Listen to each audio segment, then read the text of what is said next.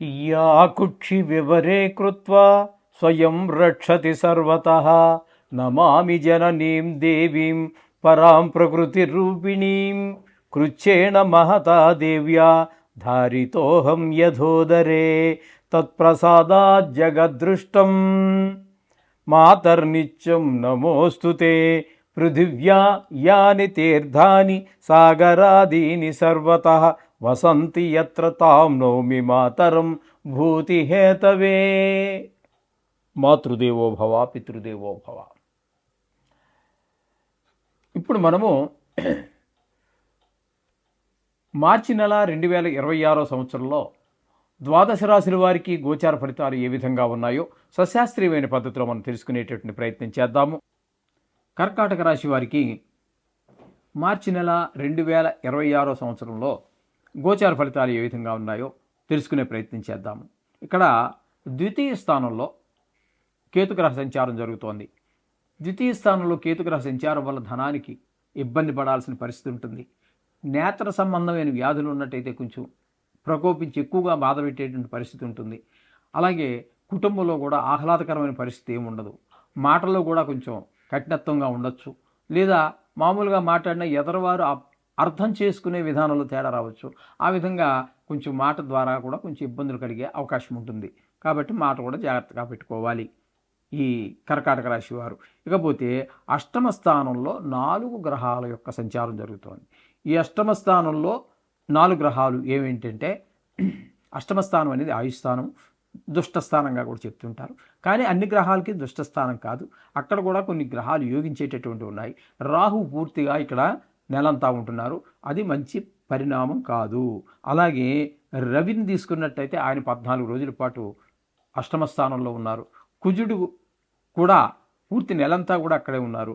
అలాగే బుధుడిని తీసుకున్నట్టయితే ఆయన కూడా మీకు నెలంతా కూడా అష్టమ స్థానంలోనే ఉన్నారు. కాబట్టి ఇక్కడ మీకు ఈ 4 గ్రహాలలో అంటే రాహు బుధ కుజ రవి 4 గ్రహాలలో మీకు ఒక్క బుధుడు మాత్రమే అనుకూలమైన ఫలితాలు ఇస్తూ ఉన్నాడు. మిగతా గ్రహాలు ఏవి కూడా మీకు అనుకూలమైన ఫలితములను ఇవ్వజాలరు. వారందరూ కూడా మీకు పెద్ద దుఃఖం కలిగేటట్టుగా, ఎవరో మన బంధువులో చుట్టాలో మిత్రుల్లో ఎవరో చనిపోయినట్టుగా అటువంటి దుర్వార్తలు వినటము, అలాగే కొన్ని చోట ధన నష్టము, అవమానాలు, పరాభవాలు ఇట్లాంటివన్నీ ఎదుర్కోవలసినటువంటి పరిస్థితి ఇక్కడ 4 గ్రహాల్లో 3 గ్రహాలు బాగా బాధించేటట్టుగానే ఉన్నాయి. కాబట్టి ఒక బుధుడు మాత్రమే మీకు అనుకూలమైన ఫలితాలు ఇవ్వబోతున్నారు. ఇక భాగ్యస్థానం దగ్గరికి వచ్చినట్టయితే శని పూర్తిగా ఉన్నారు, ఆయన శుభ ఫలితములను ఇవ్వజాలరు. ఇక శుక్రుని దగ్గరికి వస్తే 25 రోజుల పాటు 9వ స్థానంలో ఉన్నారు, ఆయన మాత్రం 25 రోజులు మంచి శుభ ఫలితాలు ఇస్తారు. ఆ తదుపరి దశమ స్థానంలో ఆయన ఒక 31 అంటే 6 రోజుల పాటు సంచారం చేస్తారు. మొత్తం మీద శుక్రుడు ఈ కర్కాటక రాశి వారికి పూర్తి శుభాన్ని ఇస్తూ ఉన్నారు. అంటే ఇప్పటి వరకు మనం చెప్పుకున్నటువంటి గ్రహాలలో ఒక బుధుడు శుక్రుడు పూర్తి ఫలితాలు ఇస్తూ ఉన్నారు. ఇక రవి కూడా మనకి అక్కడ 6 రోజులు సంచారం చేసినప్పటికీ ఆయన కూడా 16 రోజుల పాటు సంచారం చేసినప్పటికీ ఆయన కూడా శుభ ఫలితములు ఇవ్వటం లేదండి. ఆయన కూడా పూర్తి నెలంతా కూడా మీకు ప్రతికూలమైన ఫలితాలే ఇవ్వబోతూ ఉన్నారు 8-9 స్థానాల్లో. ఇక మీకు చెప్పవాలని చూస్తే ఇక మీకు అనుకూలమైనటువంటి గ్రహాలు కేవలము శుక్రుడు బుధుడు మాత్రమే. ఇక గురుని తీసుకున్నట్టయితే వ్యయస్థానం, ఇది కూడా మీకు ధన వ్యయము, ధన నష్టము ఇట్లాంటివన్నీ కలుగుతుంటాయి. అయితే ఇక్కడ మనం చెప్పుకోవాల్సిన విశేషం ఏంటంటే, వ్యయస్థానంలో శుభగ్రహమైనటువంటి నైసర్గిక శుభగ్రహమైనటువంటి గురుడు గనక సంచారం చేస్తూ ఉంటే ధనము ఖర్చు అయినప్పటికీ కూడా అది సద్వినియోగం అవుతుంది. ఒక ఇల్లు కొనడానికి ఏదో లోన్ తీసుకున్నారు, మంచిదేగా. లేకపోతే స్థలం కొనడానికి తీసుకున్నారు, లేదా ఒక కారు కొనడానికి, ఎంటర్టైన్, ఓకే. ఇక లేదా పిల్లవాడి చదువుకి, అభివృద్ధికి, వాడికి జీవితాన్ని ప్రసాదించడం కోసం, ఇవన్నీ కూడా అది మంచి ఖర్చే అవుతుంది. ఇది ఒక్కటి మాత్రం మనం చెప్పుకోవాల్సి గురుడు గురించి చెప్పుకోవాలి. ఇది మొత్తం మీద 2 గ్రహాలు అనుకూలత ఉన్నది, మిగతా గ్రహాలు ప్రతికూలతలు ఉన్నాయి. కాబట్టి వీరు కూడా డబ్బులు ఖర్చు పెట్టే విషయంలో తగు జాగ్రత్త తీసుకోండి. అలాగే మాట విషయంలో జాగ్రత్త తీసుకోండి. ఎవ్వరికి హామీలు ఉండవద్దు. ఎవ్వరూ మన పిల్లలైతే మనం నమ్మి పుట్టారేమో కానీ వారెవరు కూడా అప్పు తీసుకోవడానికి ఫ్రెండ్షిప్గా ఉన్నవాళ్ళు వాళ్ళెవరు మనల్ని నమ్ముకొని పుట్టినటువంటి వాళ్ళు కాదు. వాళ్ళు లాస్ట్కి ఇలాంటి ప్రయత్నాలు కనుక మీరు చేస్తే, తప్పుడు ఆలోచన చేసి వాళ్ళకి ఎక్కడ హామీలున్నా వారి జీవితం హాయిగానే ఉంటుంది. మన జీవితమే చాలా ఇబ్బందులు పడాల్సి వస్తుంది. మీ ద్వారా మీ పిల్లలు, మీ భార్య, మీ కుటుంబం అప్పులు పాలయ్యి చెప్పుకోలేని బాధ. మనం తింటే ఒక ఆనందం, అది కూడా లేదు. కాబట్టి అటువంటి ప్రయత్నాలు మీరు చేయకండి. కాబట్టి మాట సాయం చేయండి. లేదు ఆయన ఏదో 2 లక్షలు తీసుకుంటున్నా అప్పు సంతకం పెట్టన్నాడు, పెట్టద్దండి. మీరు 2000 ఇచ్చేయండి. అది కూడా చారిటీగా ఇచ్చేయండి, నమస్కారం పెట్టేయండి. ఇంకా అది రాదనుకుని ఇచ్చేయండి. నా ఫ్రెండ్ ఇన్నాళ్ళ నుంచి స్నేహం చేశాడు, ఇద్దాం, ఆపదలు ఆదుకుందాం, 2000 ఇచ్చేయండి, నమస్కారం పెట్టేయండి. అది వస్తుందని మాత్రం ఆశించకండి. అది వస్తుందని ఆశిస్తేనే మనకి బాధ.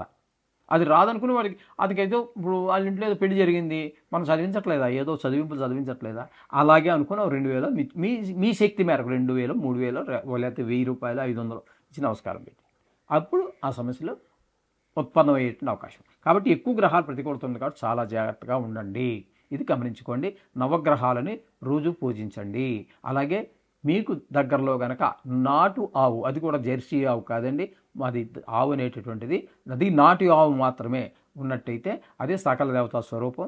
దానికి ఏదో మేత వేయటం అనేటటువంటిది అది కూడా అది సూచనీయము.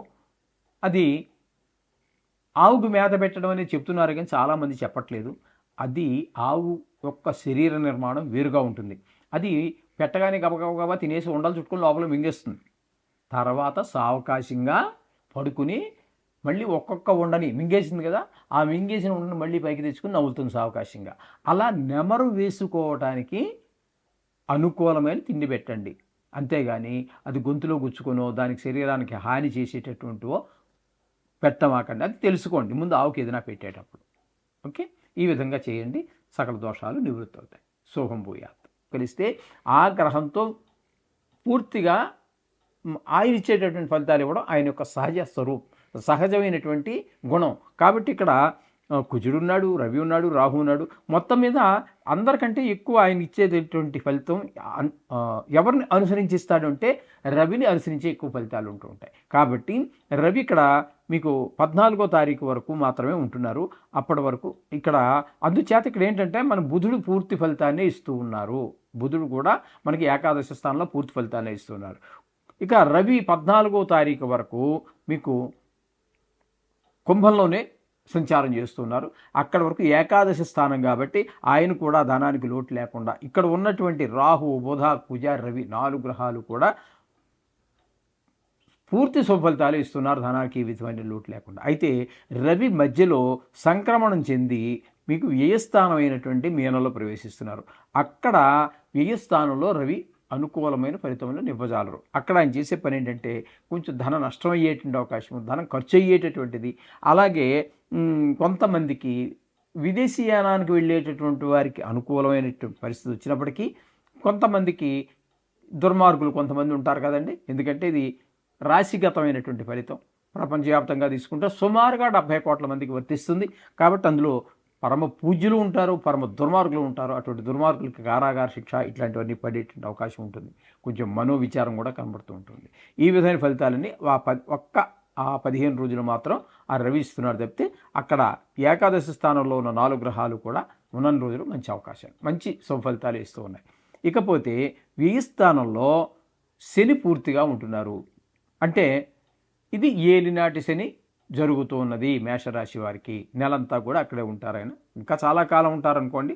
మనం చెప్పుకుంటున్నాం మార్చి నెల ఫలితాలు కాబట్టి అక్కడే ఉంటారు. వ్యయస్థానంలో ఆయన ఉన్నప్పుడు ధన నష్టము, ధన వ్యయము, ధన నష్టానికి ధన వ్యయానికి చాలా తేడా ఉంటుంది. ఇదివరకు కూడా చాలాసార్లు చెప్పుకున్నాం. శత్రు భయము, అలాగే మనోవిచారము, కొంతమందికి కలతర నష్టము, కారాగార శిక్షలు ఇట్లాంటివన్నీ పడేటువంటి అవకాశం శని భగవాన్ యొక్క సంచారం వల్ల కనపడుతుంది. అలాగే ఇక మనం చెప్పుకున్నాం కదండి ఆల్రెడీ శుక్రుడు 25 రోజులు ఇక్కడ ఏ స్థానంలో ఉన్నప్పుడు మొదటే చెప్పుకోవడం జరిగింది. అది ఆయన 25 రోజులు ఏ స్థానంలో ఉన్నప్పుడు కూడా చాలా చక్కటి ఫలితాలు ఇస్తున్నారు. ఈ రవి మాత్రం కొంచెం ప్రతికూలమైన ఫలితాలే ఇస్తారు ఏ స్థానంలో ఉండగా. ఈ విధమైన ఫలితాలన్నీ కూడా మనము మేషరాశి వారికి చెప్పుకోవలసి ఉంటుంది. అయితే మొత్తంగా వీరికి చెప్పాలి అన్నట్టయితే శుక్రుడు పూర్తి అనుకూలంగా ఉన్నారు. అలాగే రాహువు పూర్తి అనుకూలంగా ఉన్నారు.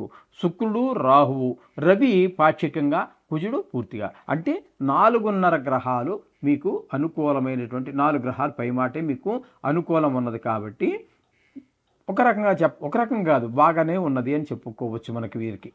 ఈ విధంగా ఈ మేషరాశి వారికి మంచి ఫలితాలు వచ్చేటువంటి అవకాశం ఉన్నది. అయితే కొన్ని గ్రహాలు ప్రతికూలంగా ఉంటాయి.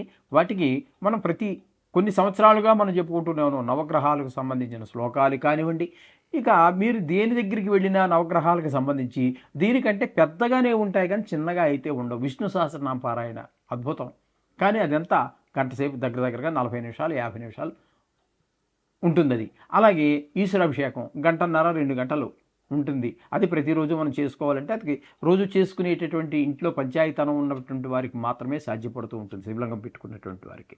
అది దానికి నమ్మక చమకాలు ఇవన్నీ రావాలి. ఏం మీకు వచ్చినా రాకపోయినా, విద్యావంతులు కాకపోయినా కూడా మీకు అన్నిటికీ కూడా ఈ నవగ్రహ మంత్రాలు చాలా సూక్ష్మంగా మనకి సత్ఫలితాన్ని ఇచ్చేటువంటి అవకాశం ఉన్నది. కాబట్టి నవగ్రహాలు పూజించండి, సర్వశుభాలు పొందండి. శుభం.